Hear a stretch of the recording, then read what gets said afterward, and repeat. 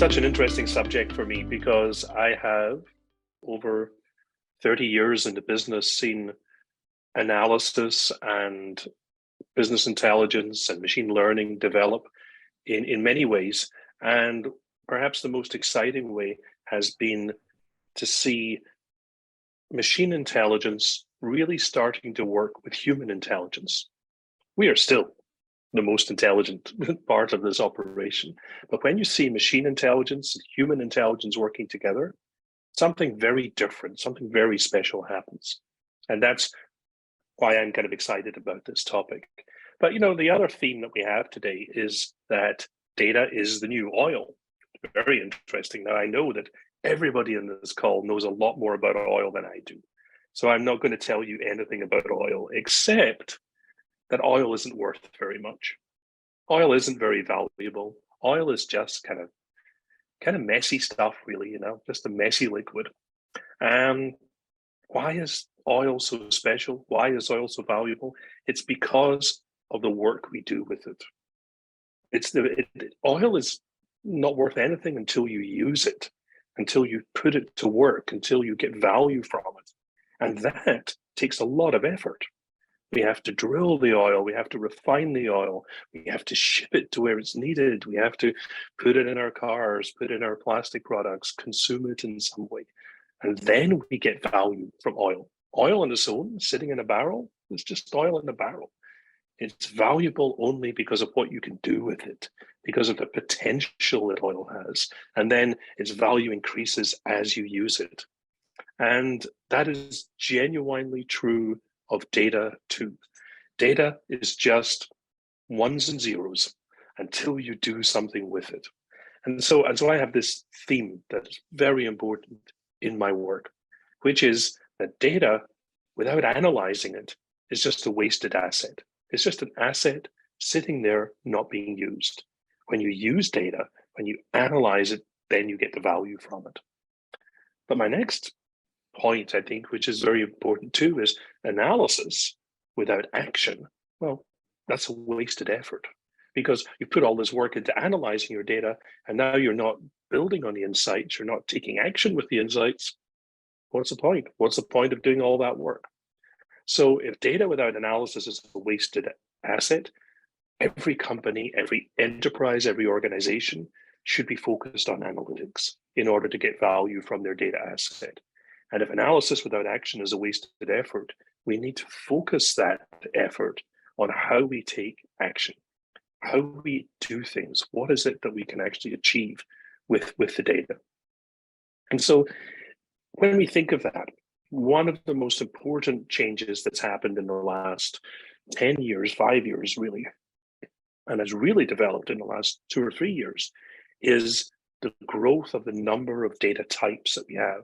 Data used to be something that, gosh, we had it in databases, we had it in structured applications. We knew where our data was, we knew how it was created, we knew what to do with it.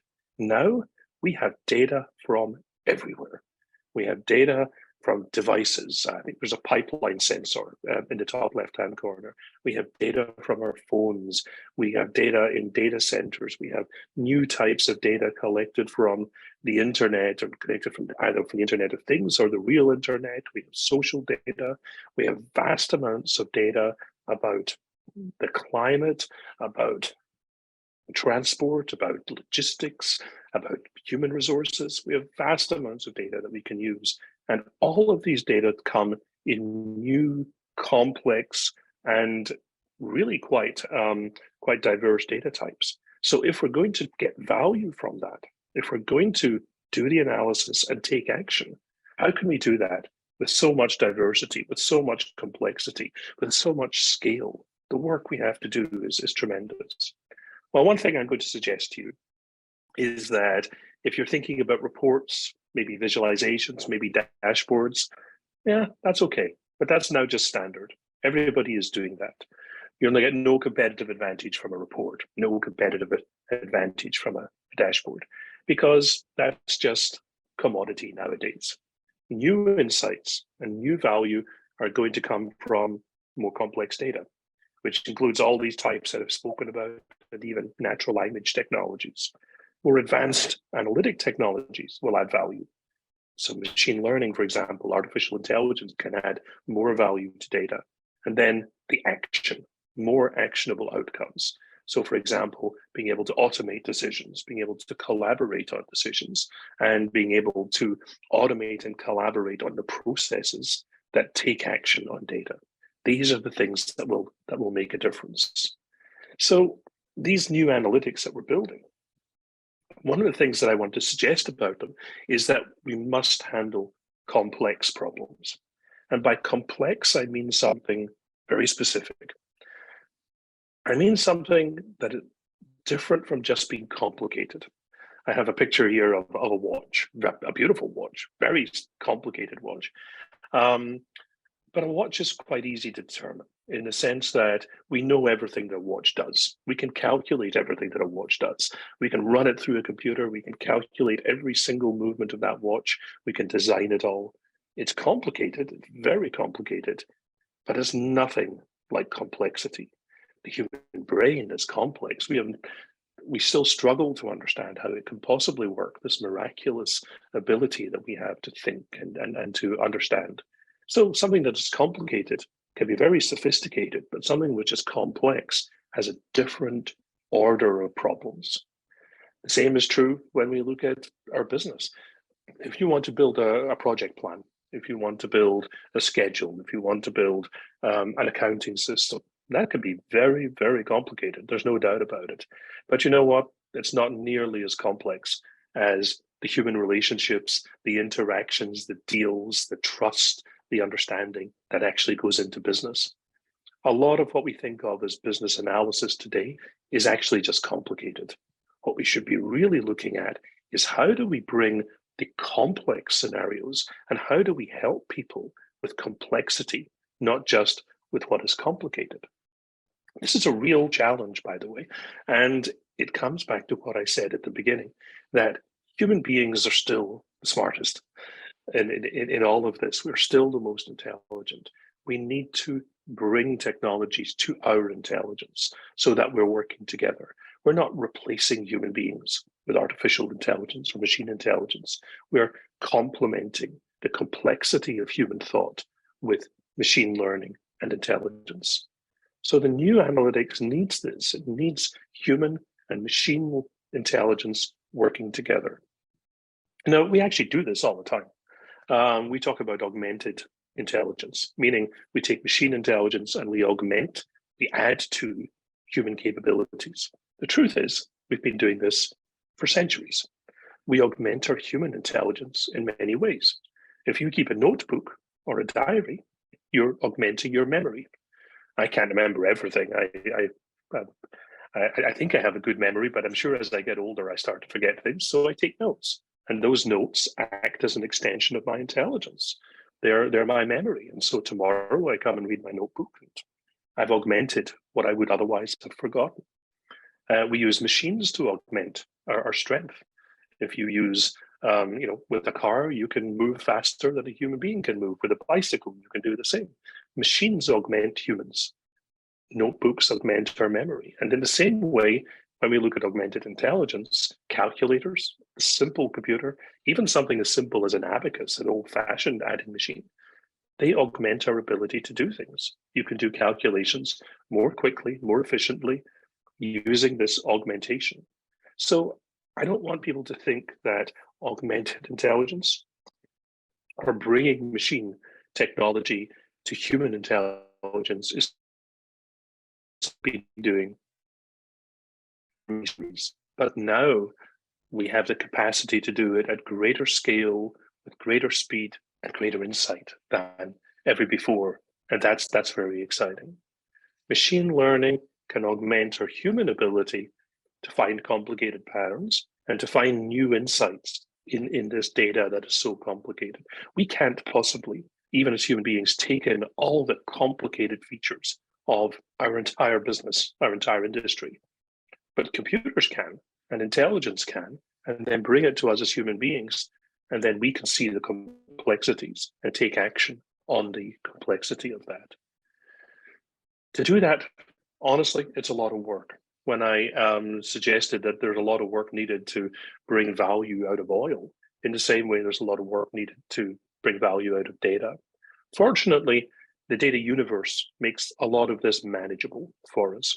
For one thing, the data universe enables, the enterprise levels of scalability, reliability, and performance that we need. So it can just bring a lot of data together with great performance and scale, and helps us to manage that. And so we make these scenarios manageable. We also need governance, and the data universe helps us to have single sign-on, encryption, audit capabilities, all the security, privacy capabilities that we need to do this work with confidence and security. The data universe also needs to be connected, because all these sources that I was talking about of data, there are hundreds of them. Even in a relatively small enterprise, there will be dozens, hundreds of data sources in the new world of data. And then the final part of the data universe is the need for analytics, of course. We need visual analytics, we need geospatial analytics. Pardon me. We need some machine learning. We need these analytic capabilities. The data universe doesn't just have all of these as separate capabilities. It's not just that we have the enterprise, we add governance, it's good connectivity, we add analytics to it. But all of these capabilities are integrated together. That's the essential feature of the data universe, is the integration of all these features. It used to be you would build the data warehouse, the one version of the truth. You would add analytics to that. You might have a separate governance program. You probably have to get your connectors from somewhere else. And all of that became more difficult to manage. The data universe, by bringing all of this together, makes it manageable at the scale with governance, the connectivity, and the analytic power that we need. The other thing about data universe is that, having done this integration, now we have possibility of doing the new analytics that we need to get this new value. So that you would need conversational interfaces. A conversational interface is the ability to ask in natural language questions of your system, in the same way as you might use Siri and Alexa to interface with your smart home, or to interface with your e-commerce systems or your music systems. In the same way, you should just be able to ask for simple things from your analytics system. You shouldn't have to write a query. You shouldn't have to learn, a new syntax for doing this. Just be able to do it naturally and in a human way. We can analyze usage. We can integrate with those other agent platforms that I mentioned. You shouldn't have to do coding. Yes, there's always going to be a role for the specialized developer, for the person who really wants to write the most extensive, most sophisticated code. But most of us are not developers. Most of us are focused on our business. Most of us are focused on our scenarios that matter to us, and that doesn't involve writing code.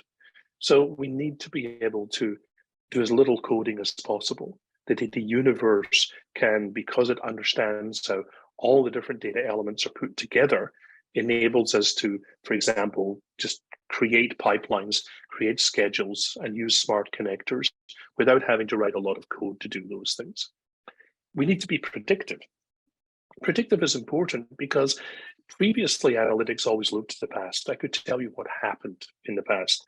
I could tell you what happened last month. I could tell you what happened last quarter. I could tell you the trends over the last year. Great, very, very useful, very important for business. But what's going to happen next month? What's going to happen next quarter, next year?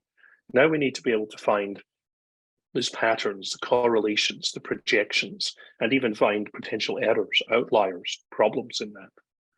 And we have to be able to do all this ourselves. It's great to have an IT team who can build the most complex systems for us. But a lot of the work we need to do, it requires us to do it because it comes up on a day. We need to have an answer quickly. We don't have time to go back to IT and wait for them to design the solution and maybe take weeks or months to come back to us. We need an answer now. So we have to be able to build our own material. And sometimes this will be something we build for a small project. It might be something we build just to answer one question. And then when we finish with it, we move on. And bringing in the whole IT team with its administrators and developers and designers is too much for that. So templates and insights and collaboration, all help us to serve ourselves. And again, this is what the data universe makes possible. It makes the manageability and the scalability possible, manageable. It makes these advanced scenarios possible. And so if we want to move on from, data as an asset, we need to get over the problems of connectivity, of integration, of silos, of unfocused results. So we need to have simple access to data, a collaborative environment where we can share things, and analytics that work with our human skills, as well as, of course, focused business insights that talk to our business needs. And when we want to take action on those analytics, we're held back today because the insights are kind of unclear what's going on. There's limited collaboration in our BI tools. There's specialization, which is too much. We can't afford to be specialists in things. And we have concerns about governance and compliance. We need governance to be simple, just for everything we do to be well governed. We need understandable insights and natural human user experience that works with us. And we need collaboration and integration, because we don't work on our own. We always work in teams. We always work in groups. And so we need to be able to share our insights and learn from others. So is data the new oil, the theme of our discussion? I think it is. I think it's a good metaphor, but I would take it further. I would say that data is the new energy. Oil is one type of energy, and of course today we're moving. We still use a great deal of oil, but people are interested in solar. People are interested in wind energy, and energy is really what drives business and industry. Today we run on oil. In the future, as we all know, we'll be running on other forms of energy. And so I think of data not just as one kind of resource for business. I think of it as a whole class of resources. And data in that sense is the new energy that can drive an entirely new, groundbreaking, different way of doing business. I always say to people, I don't want to do better business. I don't want to do things better. I also want to do things differently in new directions that will create new possibilities. And that's what gets me really excited. And I think the data universe is a very, very important part of that future. So with that kind of brief introduction to why I think this is an important topic, I'll pass it back to Simon and we can take this a bit further. Thank you very much.